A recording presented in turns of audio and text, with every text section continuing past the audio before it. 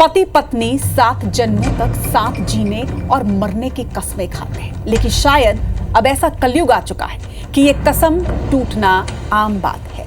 और आम है पत्नी का अपने ही पति को मौत के घाट उतार देना। एक और पत्नी आखिर क्यों बनी अपने ही पति की हत्यारा? देखिए गुनाह की एक और वारदात में।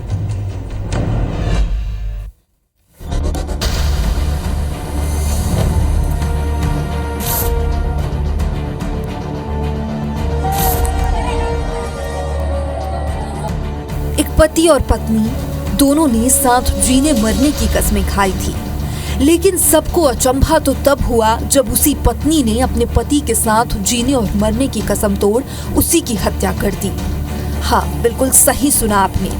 3 बच्चों की मां ने अपने बच्चों को अनाथ कर दिया और अब सलाखों के पीछे है।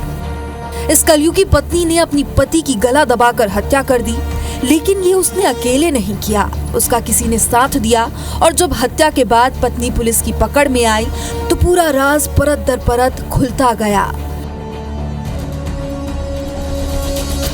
पति पत्नी दोनों ने साथ जीने मरने की कस्में खाई थी, लेकिन पत्नी कातिल निकली।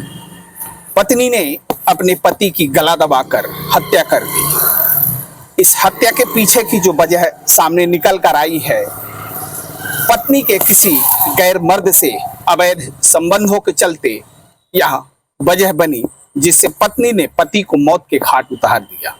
यह गुड़ थाना क्षेत्र के हरदी गांव की घटना है, जहां एक पत्नी ने अपने पति को मौत के घाट उतार दिया है।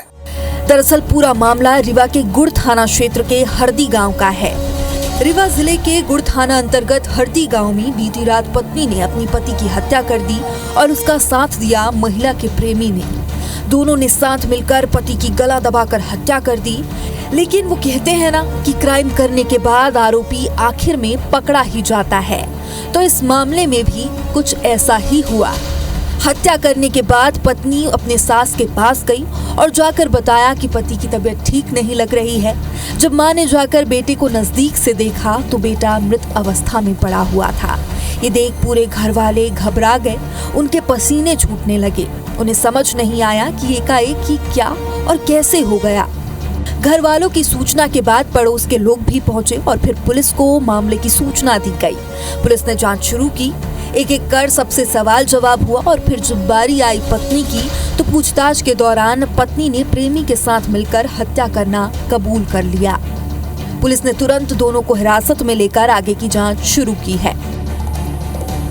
घटना की जानकारी देते हुए मृतक मोहन साकेत के पिता शंभू साकेत ने बताया कि घटना करीब रात 8 बजे की है। हल्की हल्की बारिश हो रही थी, घर के सभी सदस्य सो गए थे। तभी बहू अपनी सास के पास आकर बोलती है कि आपका लड़का अजीब हरकतें कर रहा है, उसकी तबीयत ठीक नहीं है। तत्काल घर वालों ने युवक को देखा और पड़ोसियों को बताया, फिर हॉस्पिटल ले जाने की तैयारी करने लगे, लेकिन तब तक बेटे की मौत हो चुकी थी। सकियन माने कहते थे, उसकी दोस्ती ठीक रही साहब। तो जब सोई पहुंच गई तब उसको बुलाती थी वो मुरहा को। आज सालिए फिर जब उसको हटना भी तो कही कि हम ओखा मार डालन तहुआ। जब यह गया तो कहीं हम देख कर इसके बाद हम भाग गए। झगड़ा झांसी अपने आप किए मियाँ बीवी, तो मम्मी से भागते हुए गई तो देखे तो भैया थे ही नहीं। तो बोलेगा हमारे लड़का को मार के बोल रही है कि अब तुम्हारा लड़का बोलता ही नहीं है, यह मैं बोल रही थी। आरोपी बहू की सास का कहना है कि बहू कई सालों से घर में किसी गैर मर्द को बुलाया करती थी, जिसका नाम भूरा मुढ़ा है और पड़ोस के गांव महाडांडी का निवासी था। पुलिस ने इस युवक को भी हिरासत में लिया है। पत्नी के द्वारा इसमें हत्या की गई, लेकिन अभी हम मर्ग पंजीबद्ध किए हुए हैं और इसमें एविडेंस हम कलेक्ट कर रहे हैं। पत्नी और उसके प्रेमी को हमने अभी राउंड अप किया है, उनसे पूछताछ कर रहे हैं। इस विषय आए हुए साक्ष्यों के आधार पर हम इसमें कार्रवाई करेंगे। दुख की बात ये है कि अब पीछे 3 बच्चे रह गए हैं, जिनके पिता की मृत्यु हो गई है और मां उनके ही पिता के कत्ल में जेल में है। फिलहाल पुलिस ने मर्ग पंजीबद्ध कर शव को पोस्टमार्टम के लिए संजय गांधी अस्पताल भेज दिया है और आरोपी पत्नी और प्रेमी को हिरासत में लेकर पूछताछ कर रही है।